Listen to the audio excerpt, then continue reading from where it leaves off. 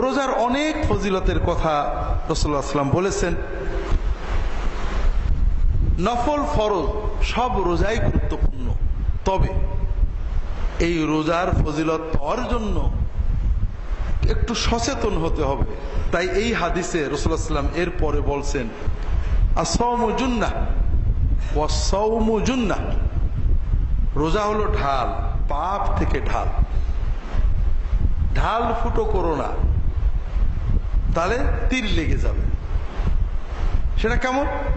ফাইযা কানা ইয়াউমু সাওমি আহাদিকুম ফালা ইয়াফসুক ওয়ালা ইয়ারফুস, যখন কেউ রোজা রাখবে, রোজাদার, সেজন্য রোজা অবস্থায় কোনো বাজে কথা, গুনার কথা, অশালীন কথা অথবা অশ্লীল কথা, পচা কথা মুখ দিয়ে উচ্চারণ না করে।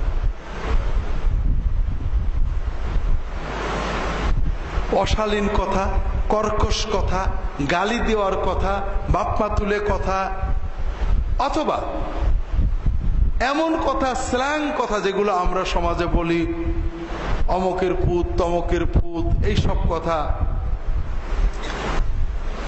অশালীন বাজে কথা যেগুলো অশ্লীলতা প্রকাশ করে, কোনো কথা রোজা রেখে বলা যাবে না। রাসূলুল্লাহ সাল্লাল্লাহু আলাইহি ওয়াসাল্লাম এত কথা বাদ দিয়ে এই কথা বললেন কেন? কারণ যারা দিনদার মুসলমান, তারা সাধারণত কেউ মানুষ খুন করে বেড়ায় না, কেউ মানুষের মাথায় লাঠি মারে না, চাঁদাবাজি করে না। আমরা যে গুনাহটা সবচেয়ে বেশি করি সেটা হলো জবানের গুনাহ। আমরা সবাই সকাল থেকে সন্ধ্যা পর্যন্ত যত গুনাহ করি তার 90% বা 95% কিন্তু জবান দিয়ে করি। ছেলে, স্ত্রী, প্রতিবেশী, কাজের মানুষ, বিভিন্ন মানুষের সাথে যে আমাদের ইন্টারাকশন হয়, তখন আমরা অনেক অশালীন কথা মুখ দিয়ে বলে ফেলি। আমরা বুঝিও না যে এগুলো গুনাহ, অথচ আল্লাহ রাসূল সাল্লাল্লাহু আলাইহি ওয়াসাল্লাম বলেছেন, হাল ইয়াকুবুল ইনসানা আলা উজুহিহিম ফিন্নার ইল্লা হাসাইদু আলসিনাতিহিম, মানুষদেরকে জাহান্নামে ফেলবে, উপুড় করে জাহান্নামে ফেলবে, তার মূল কারণ হলো তার জবান। জবান জবান আল্লাহ তাআলা আমাদের জবানটা দিয়েছে। আমাদের অনেকগুলো অঙ্গ প্রত্যঙ্গ আছে, হাত, হাতের গুনাহ আছে, চোখ, চোখের গুনাহ আছে, পা, পায়ের গুনাহ আছে, কিন্তু সবচেয়ে বেশি গুনাহ করি আমরা কি দিয়ে? জবান দিয়ে। এটা আমরা বুঝি না। আমরা মনে করি আল্লাহ মেশিনটা বানিয়ে দিয়েছে, ট্যাক্সও লাগে না, ব্যাটারিও দেওয়া লাগে না, রিচার্জও করা লাগে না, মাশাআল্লাহ। বিশেষ করে বাঙালি, চায়ের দোকানে 100 কথা, বউয়ের কাছে বসলে 500 কথা, দোকানে বসলে 300 কথা, কথা অটো বেরিয়ে যাচ্ছে। আর আল্লাহ বলছেন, ওমা ইয়ালফিযু মিন কাউলিন ইল্লা লাদাইহি রাকিবুন আতীদ, বান্দা প্রত্যেকটা কথা জবান দিয়ে ঠপাস করে বেরোয়, আল্লাহর ফেরেশতা ওটা লিখে ফেলে, একটা কথাও বাদ দেয় না। ওমা ইয়ালফিযু মিন কাউলিন, একটা সিঙ্গেল শব্দ, বাক্য যদি সে বলে, তার যে রাহারাদার, তার যে ওয়াচার তাকে সংরক্ষণ করছে, সে ওটা লিখে ফেলে। কাজেই এজন্য আল্লাহ রাসূল সাল্লাল্লাহু আলাইহি ওয়াসাল্লাম আমভাবে বলেছেন, সাধারণভাবে বলেছেন, মান কানা ইউমিনু বিল্লাহি ওয়াল ইয়াউমিল আখির ফালইয়াকুল খায়রান আও লিয়াসমুত, যদি তোমার আল্লাহর উপরে আর আখিরাতের উপর ঈমান থাকে, তাহলে কথা মুখ দিয়ে বের করলে ভালো কথা বের করবা, নইলে তালা মেরে থবা, চুপ করতে থাকবা। আল্লাহ রাসূল সাল্লাল্লাহু আলাইহি ওয়াসাল্লাম অন্য হাদিসে বলছেন, মিন হুসনি ইসলামিল মারই তারকুহু মা লা ইয়ানি, আপনি যদি ভালো মুসলমান হতে চান, তাহলে যেটা আপনার জন্য প্রয়োজন না ওইটা বাদ দেবেন। আপনি দোকানে বসে আছেন, রাজনীতির কথা হচ্ছে, আবহাওয়ার কথা হচ্ছে, আমেরিকার কথা হচ্ছে, দেখবেন আপনি কোনো অনুভূতি ছাড়াই অংশ নিয়ে ফেলেছেন, কথা আর আপনি চাপতে পারেননি, একটা বেরিয়ে গেছে। কিন্তু এই কথাটা বললে আপনার কতটুকু লাভ হবে, আপনার কি পরিমাণ সওয়াব পাবে, কথাটার দরকার আছে কিনা, দুনিয়া বা আখেরাতে এই কথার দ্বারা আপনি কোনো টাকা পয়সা বা সওয়াব অর্জন করবেন কিনা, আপনার স্বার্থ সংশ্লিষ্ট কিনা, এটা চিন্তা করেন না। এইটা হলো মা লা ইয়ানি, অপ্রয়োজনীয় কথা। কাজেই যেটা আমি কথা বলার আগে হিসাব করব। আমি হিসাব করি মাঝে মাঝে, সবসময় হিসাব করি না। গাড়িতে যখন আমরা যাই বিশ্ববিদ্যালয়ে, আমাদের বন্ধুরা গল্প করে, তো আমি গল্প করি, মাঝে মাঝে আমি হিসাব করি যে আমি 9টার সময় গাড়িতে চড়ছি, 9:30 বা 9:40 গাড়ি থেকে নামছি বিশ্ববিদ্যালয়ে, এই 30-40 মিনিটের ভিতরে কয়েক হাজার কথা বলছি, একটাও দরকার ছিল না। একটা কথা উঠলো হয়তো রাজনীতি নিয়ে, ফট করে একটা মন্তব্য করলাম।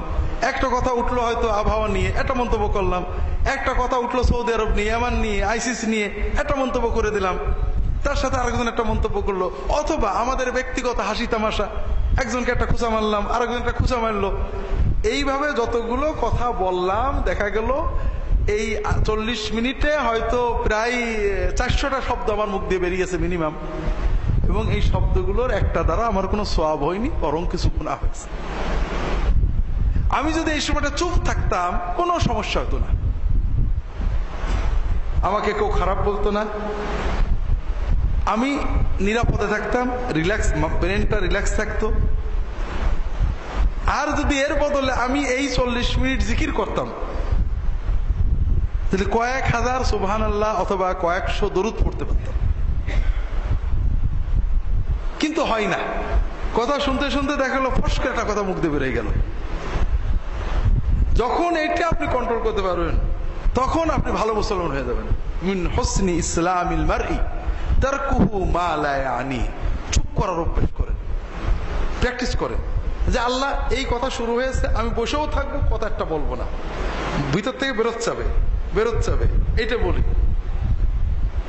এটা একটা বড় প্র্যাকটিস। বিশ্বাস করেন, আপনি যখন আপনার জবানকে কন্ট্রোল করতে পারবেন, আপনি শুধু আখিরাত না দুনিয়াতেও সফল হবেন। কারণ আমাদের দুনিয়ার যত ঝঞ্ঝাট এখান থেকে আসে। আল্লাহ কোরআন কেন বলছেন, ওয়ালা তাকফু মা লাইসা লাকা বিহি ইলম ইন্নাস সামআ ওয়াল বাসারা ওয়াল ফুআদ কুল্লু উলাইকা কানা আনহু মাসউলা। যেটা ব্যাপারে তোমার ইলম নেই, জ্ঞান নেই, সুস্পষ্ট জানা নেই, আন্দাজে অস্পষ্ট জ্ঞান দ্বারা লোকের কথার ভিত্তিতে তার পিছনে চলো না, সে বিষয়ে মন্তব্য করো না, সন্দেহ করো না, কল্পনা করো না, এগুলো করো না। কারণ তোমার কান, চোখ, অন্তর প্রত্যেকটার ব্যাপারে আল্লাহ কিয়ামতের দিনে জিজ্ঞাসা করবে। এজন্য জবানকে সংহত করা সবচেয়ে বড় জিনিস। আপনি রেগে গেছেন, এটা খারাপ। তো রাগ আসলে কখন খারাপ হবে? যখন জবান খুললো। প্রচন্ড রেগেছেন, তালা মারা আছে, খুব একটা সমস্যা নেই। কিন্তু যখন জবান খুলে দিলেন, তখন আর ঠেকাতে পারবেন না। এজন্য জবানটাকে কন্ট্রোল করা, এটা আমাদের ইমানদারদের, বিশেষ করে আপনারা যারা আমাদের আস-সুন্নাহ ট্রাস্টে সুন্নাতের জন্য আসেন। আমি সারা বাংলাদেশে প্রয়োজনে অপ্রয়োজনে যেতে হয়। একজন মানুষ 50 বছর দিনদার, সমাজের ট্র্যাডিশনাল দিনদার, আলেমুল আমাদের কাছে যান, পীর সাহেবদের কাছে যান, শবে বরাত পালন করেন, শবে কদর পালন করেন, কিন্তু হালাল হারাম সম্পর্কে সচেতন না। অনেক পাবেন, কিন্তু আমি নিজে দেখি অনেক জায়গায় যাই, তাওহীদ এবং সুন্নত বোঝে, সহিহ সুন্নতের আলোকে যারা দিনদার, তারা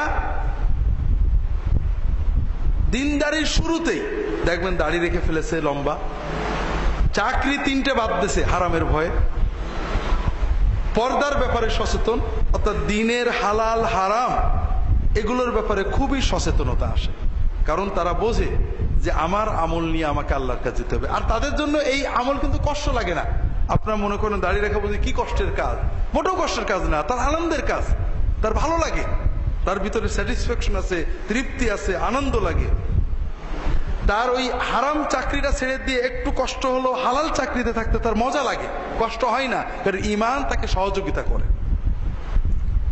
এই জন্য কোরআন এবং সুন্নাহ যে বিষয়টা আমাদের সর্বোচ্চ গুরুত্ব দিয়েছে সেটা হলো ভাইরা এই জবান। আমি আজকে জবান নিয়ে বেশি বলবো না, শুধু সিয়াম কেন্দ্রিক কথাগুলোই বেশি বলবো, কারণ আমাদের রমজানের আরো কিছু মাসলা মাসাইল আছে। আমরা তো মাজলিসুস সুন্নাহ রমাদানেও আর হবে না, রমাদানে আমরা করতে পারি না। ইনশাআল্লাহ রমাদানের পরে অর্থাৎ জুলাই মাসেরটা হবে না, আগস্ট মাসেরটা ইনশাআল্লাহ হবে যদি আল্লাহ তাআলা আমাদের বাঁচিয়ে রাখেন। এই জন্য রমাদানের আরো মাসলা আমাদের আলোচনা করতে হবে। তবে রমাদানে বিশেষ করে রোজা অবস্থায় রাসূলুল্লাহ সাল্লাল্লাহু আলাইহি ওয়াসাল্লাম এই জবানের কথা কেন বললেন, বিশেষ করে জুন মাসে এটা কেন দরকার? কারণ জুন মাসের গরম, এবার বাঙালি মেজাজের গরম, আর পেটের ক্ষুধার কারণে গরম, তিন গরম এক জায়গায় হয়ে, পিপাসার গরম, ক্ষুধার গরম, আবহাওয়ার গরম, বাঙালি মেজাজের গরম, এই চার গরম এক জায়গা হয়ে রোজা অবস্থায় আমরা সহজেই বিস্ফোরণ হয়, অর্থাৎ বাস্ট হয়ে যায়। যে কথাই রোজার আগের আগেনি ওই রকম একটা কথাই রোজার ভিতরে রাগ হয়ে যায়, বউয়ের সাথে, কাস্টমারের সাথে, কর্মচারীর সাথে বাজে কথা বলে ফেলি, এরকম কি ঘটে নাকি? এই জন্যই রাসূলুল্লাহ সাল্লাল্লাহু আলাইহি ওয়াসাল্লাম সাবধান করলেন যে এই চার গরমকে একসাথে সংরক্ষণ করতে হবে। রোজা অবস্থায় তুমি নিজেকে বারবার অটো সাজেশন মেসেজ দেবে, আমি রোজা আছি, আমি কিন্তু রোজা। প্রচন্ড পিপাসায় তুমি পানি খাওনি, কারণ তোমার কাল মেসেজ নিচ্ছে রোজা, রোজা আছি, খাওয়া যাবে না। প্রচন্ড ক্ষুধায় তুমি খাবার খাওনি, কারণ তোমার অন্তর মেসেজ নিচ্ছে তুমি রোজাদার, খেতে পারবে না। ঠিক এই কন্টিনিউয়াস মেসেজটা আপনাকে দিতে হবে, আমি রাখতে পারবো না, আমি তো রোজা।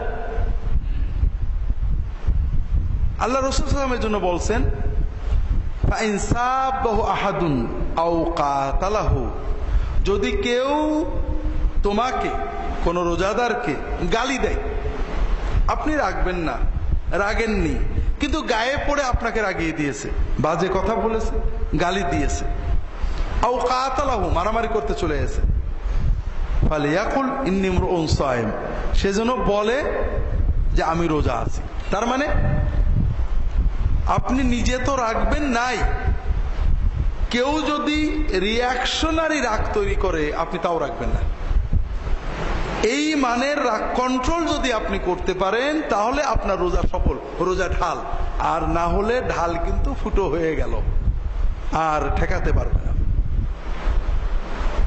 এই রোজা রেখে জবানের গুনাহগুলো আমরা বেশি করি, তার ভিতরে বাজে কথা, স্ল্যাং কথা, অশালীন কথা, বকা কথা যেটা আমরা বলি, আর একটা হলো গীবত করা। গীবত সবসময় হারাম, তবে রোজার সাথে তার একটা সম্পর্ক আছে। রোজা মানে কি? পানাহার ত্যাগ করলাম, রোজার কারণে বিসমিল্লাহ আল্লাহু আকবার বলে জবাই করা গরু, ছাগল বা মুরগির গোশত রান্না করে ভুনে রাখা আছে রান্নাঘরে বা ফ্রিজে, আমি খাইলাম না, রোজা। আর গীবত করা হলো মরা ভাইয়ের গোশত খাওয়া, ভাইয়ের মরা লাশ আছে, আমি ছুরিতে কেটে কাঁচা গোশত কামড়ে খাচ্ছি। আপনি রোজার কারণে হালাল রান্না করা গোশত খাইলেন না, কিন্তু মরা ভাইয়ের কাঁচা গোশত খাইলেন, তে কেমন রোজা হলো? এতে কোনো রোজা হলো না। এই জন্য আমরা সবসময় গীবত পরিহার করব, তবে বিশেষ করে রোজা অবস্থায় আমরা মানুষের সমালোচনাটাই পরিহার করব, কাউকে নিয়ে কোনো কথাই যোগ দেব না। যখনই দেখবেন মানুষ নিয়ে কথা আছে, অ্যাভয়েড করবে, কারণ মানুষ নিয়ে কথা হলেই সমালোচনা আসবে, ব্যক্তি নিয়ে কোনো সমালোচনায় যাবেন না।